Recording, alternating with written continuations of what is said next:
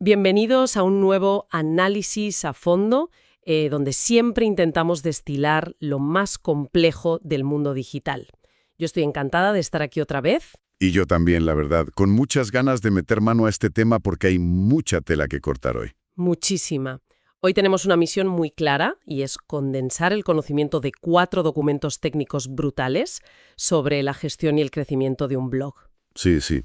Abarcan desde la edición más avanzada y la personalización hasta los plugins y las estrategias de difusión. O sea, un recorrido completo. Exacto. Y, a ver, para quienes nos escuchan, esto es vital, ya sea para prepararse antes de lanzar un proyecto digital o, bueno, para ponerse al día en el mundo del blogging. Claro, o simplemente por pura curiosidad intelectual, que también es muy válido. Totalmente. La idea es que esta exploración detallada sirva como un atajo, para dominar este ecosistema digital sin sentir esa abrumadora sensación de exceso de información. Que pasa muchísimo hoy en día. Te pones a buscar y te ahogas en datos. Te ahogas, literal. Vale, vamos a desgranar esto desde el principio, marcando el viaje desde crear el contenido más básico hasta analizar el tráfico web como auténticos profesionales. Y ojo, porque mi intención hoy, con mi tono un poco más analítico de siempre, es que no solo veamos cómo funcionan herramientas como WordPress o Blogger, sino ir un paso más allá. Eso es. Quiero que entendamos por qué son absolutamente esenciales en la llamada Web 2.0. No es solo darle a un botón y ya. Pues empezamos por los cimientos, que es dando vida al texto o la arquitectura del contenido. Que es donde arranca cualquier gran proyecto digital, sin duda. Claro, porque antes de ponernos a pensar en el diseño, en los colores o en las visitas, el mensaje tiene que ser dinámico. Es que si el contenido es plano, ya puedes tener el mejor diseño del mundo, que la gente se va a ir. Exacto. Y aquí los documentos marcan una diferencia monumental en cómo gestionan la multimedia, Blogger y WordPress. Sí, es una diferencia fundamental a nivel técnico. WordPress te permite crear una biblioteca de medios propia. O sea, que tú subes tus archivos directamente ahí. Exactamente. Los tienes alojados en tu propio sistema.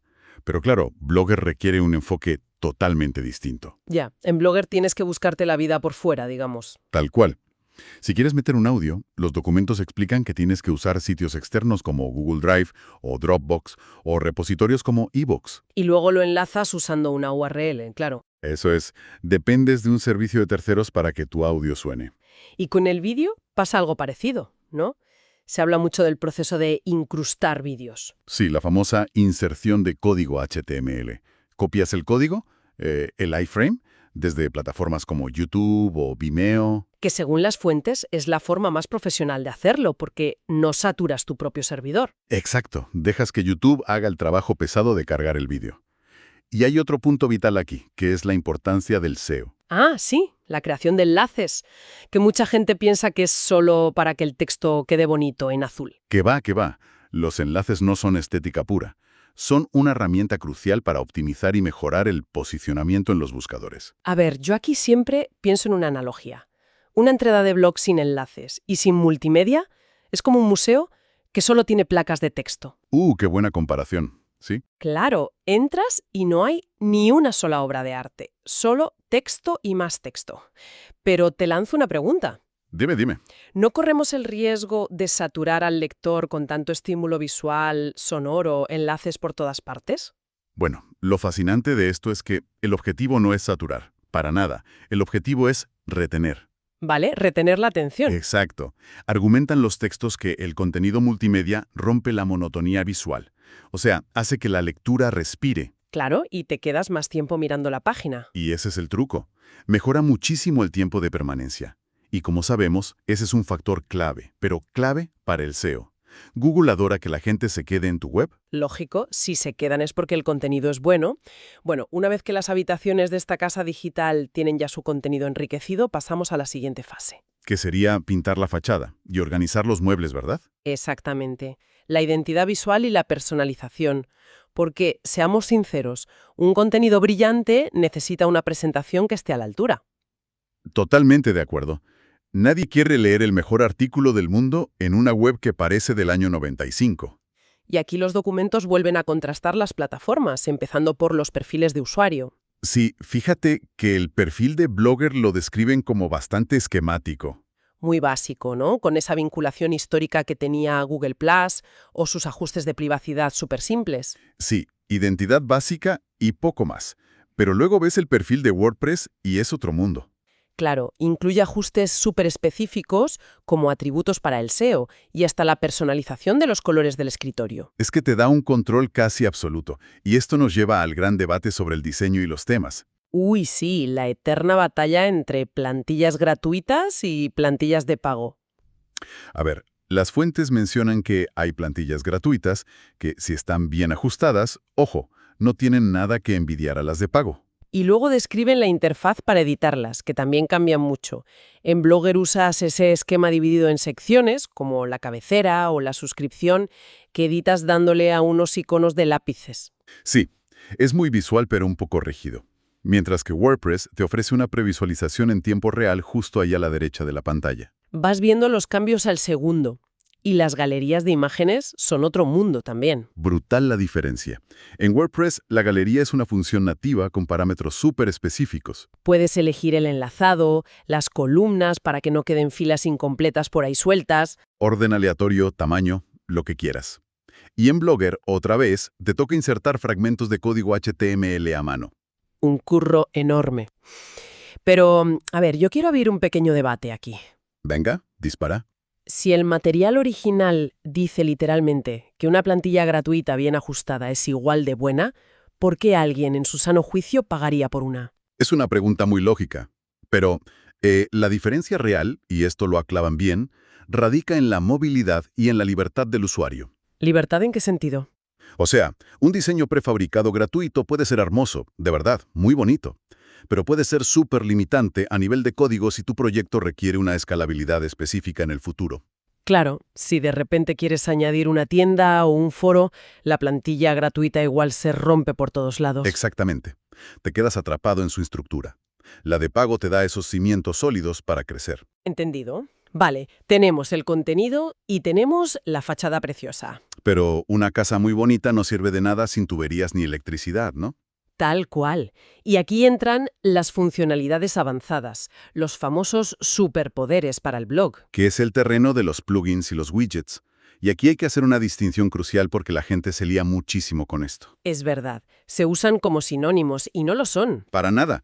Un plugin es el fragmento de código HTML, o sea, el software en sí, que amplía la funcionalidad por detrás. Y el widget es la parte que la gente ve, la parte visible en la página. Eso es. El plugin trabaja en la sombra y el widget da la cara. Pues mira, aquí es donde la cosa se pone realmente interesante, porque el texto rescata una analogía perfecta. A ver, cuéntame. Si nuestro blog fuera un teléfono móvil, el plugin sería la aplicación del clima que instalamos de fondo, procesando datos. Ajá, vale. Y el widget sería ese pequeño botón brillante en la pantalla de inicio que simplemente nos muestra los grados que hace hoy. Es un ejemplo fantástico. Refleja perfectamente cómo interactúan. Pero ojo, que no se puede instalar cualquier cosa a lo loco. No, hay que evaluar 3 factores claves antes de instalar nada, según los documentos. Velocidad de carga, diseño general y sobre todo la capacidad responsive. Que se adapte a todas las pantallas, vaya. Y mencionan herramientas súper específicas, empezando por los formularios de contacto. Que son indispensables. Todo blog necesita uno, con nombre, correo y mensaje obligatorio. Y en WordPress recomiendan usar Contact Form 7 o WForms, que funcionan mediante esos códigos abreviados, los shortcodes. Sí, copias y pegas el corchete y listo. Luego está el tema de los contadores y la analítica. Desde el clásico gadget, aquel de estadísticas de Blogger, que era súper básico, Hasta plugins como WCounter. Y por supuesto, el todopoderoso Google Analytics cuando estás en WordPress. que te da datos de absolutamente todo. Pero volviendo a la capacidad responsive, es vital que el blog se adapte a móviles y tablets, como los iPads. Vital, sí. Y si resulta que tu plantilla no trae esto de serie, hay plugins que te salvan la vida. Mencionan WP Touch, ¿verdad? Para solucionar ese desastre y que se vea bien en el móvil. Sí, WP Touch es un clásico. Y si conectamos esto con el panorama general, la velocidad de carga y el diseño responsive no son solo cuestiones estéticas para que quede bonito. No, son exigencias técnicas puras y duras. Son mandatos directos de Google. O sea, el algoritmo los usa para decidir si un blog merece o no existir en la primera página de resultados. Madre mía, si no cargas rápido, estás muerto. Literalmente, te mandan al pozo de la página 20. Vale, la casa está construida, es funcional, rápida y preciosa. Todo perfecto por dentro. Pero si la construimos en medio del desierto y no hacemos carreteras que lleven hacia ella, pues nadie la va a ver jamás. Y ahí es donde entra el ecosistema exterior. Hay que salir al mundo real. Las redes sociales, el networking, la difusión. El texto dice que un blog es un vehículo cuyas ruedas son las redes sociales. Me encanta esa imagen. Y hacen mucho énfasis en mantener los perfiles vivos. Claro, dicen que una cuenta inactiva durante un mes entero da una imagen pésima, de dejadez total. Genera mucha desconfianza, ¿sí? También hablan del guest blogging, lo de escribir como invitado en otros blogs. Y dejar comentarios que aporten valor de verdad. Hay que evitar a toda costa el típico comentario soso de un buen post y ya está. Eso no sirve absolutamente para nada. Pero claro, gestionar todo esto requiere herramientas de monitorización. Porque la web 2.0 es bidireccional. Tú hablas y la red te responde. Y listan unas cuantas herramientas esenciales. Sí, Hootsuite es la primera que sale, que es un gestor multicuentas brutal. Te permite tener todas tus redes en un solo panel. Luego mencionan Twitter Counter y Facebook Insights para las analíticas propias de cada red. Para ver quién te sigue y a qué horas. También está Social Mention, que es vital para rastrear menciones de tu marco por todo Internet. Y Cloud, que aunque suene a otra época, lo usaban para medir la influencia. O herramientas como Likealizer y Smetrica para medir el engagement real. Ah, y no nos olvidemos de Audiencie, que es interesantísima. Usa una sintaxis súper avanzada para encontrar nuevos usuarios afines a ti. Es como un radar súper potente. Y todo este esfuerzo tiene que medirse, claro. Entran en las métricas financieras y sociales. El famoso ROI, el retorno de la inversión, que la fórmula la desgranan muy bien. Sí, es ingresos menos la inversión, todo eso dividido por la inversión y multiplicado por 100. Exacto, para sacar el porcentaje. Y finalmente, definen la reputación online de una manera muy poética. Dicen que es el reflejo del prestigio en el medio social. Ni más ni menos. Pero entonces, ¿qué significa todo esto realmente? Porque si lo piensas, el trabajo de un creador o de un community manager ha dado un giro radical. Un giro de 180 grados. Totalmente, o sea, ha pasado de ser un trabajo puramente creativo, de escribir cosas bonitas, a ser algo intensamente matemático y analítico. Es que la web 2.0 permite medir absolutamente todo, sin ninguna excepción. Cada clic, cada segundo, todo deja rastro. Ya no hay excusas para no saber si algo funciona o no. Ninguna. Y los datos son los que dictan el éxito ahora mismo. Si los números no cuadran, la estrategia se cae. Pero, a ver, siempre hay un pero técnico en estas cosas. Y es un problema enorme para el pensamiento crítico y la medición. Las fuentes advierten sobre el gran talón de Aquiles de herramientas como Google Analytics. ¿Qué pasa si los usuarios deshabilitan las famosas cookies? Pues que todo ese castillo de cartas analítico se desploma. Si navegas de forma anónima y bloqueas las cookies, para Analytics eres un fantasma. Y si tienes a media audiencia usando bloqueadores, tus datos matemáticos van a estar totalmente sesgados, claro. Es un detalle técnico súper relevante que mencionan los textos y que muchas veces la gente olvida al hacer su ROI. Es verdad, te puedes volver loco pensando que nadie te lee, y en realidad es que están ocultos. Exactamente. Bueno, menuda cantidad de información hemos procesado hoy. Vamos a hacer un pequeño resumen de valor para recapitular este viaje lógico que hemos ofrecido a la audiencia. Me parece perfecto, para asentar bien los conceptos. Hemos empezado por lo más micro, la inserción de un simple hipervínculo o un archivo de audio para retener al usuario. De ahí hemos saltado a la fachada, al diseño estético y el debate entre lo gratuito y lo escalable. Luego le hemos metido los motores internos a la casa, añadiendo plugins y widgets funcionales, controlando siempre la velocidad. Y por último, hemos abierto las puertas al mundo exterior. Sí, la difusión estratégica, el networking y ese frío pero necesario cálculo del ROI con todas esas herramientas avanzadas. Y te das cuenta de que todo, absolutamente todo, forma un ecosistema interconectado. Tocas una pieza y se mueve el resto. Totalmente. Pero, bueno, esto plantea una pregunta importante. A ver, suéltalo, que sé que te gustan estas reflexiones finales. Si la web 2.0 nos permite y casi que nos obliga a medir cada clic, cada interacción y a calcular el ROI de cada palabra que tecleamos, Ajá. ¿en qué momento corremos el riesgo de empezar a escribir única y exclusivamente para complacer a los algoritmos y a las herramientas de monitorización? Uf, es un peligro real, ¿eh? Convertirse en esclavos del SEO. Claro, o sea, perdiendo por completo la voz auténtica y humana que al final fue lo que hizo que un blog fuera especial en primer lugar. La duda queda ahí. ¿Trabajamos nosotros para los datos o los datos para nosotros? Qué gran reflexión. Es la línea fina entre ser un creador y ser simplemente un operador de datos. Exactamente. Y con esa idea nos vamos a despedir hoy.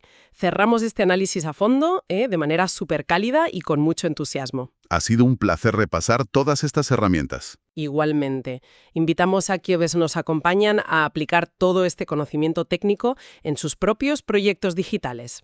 A experimentar sin miedo, pero con cabeza, claro. Eso siempre, manteniendo la curiosidad intelectual bien despierta y cuestionando todo. Hasta la próxima. Un saludo.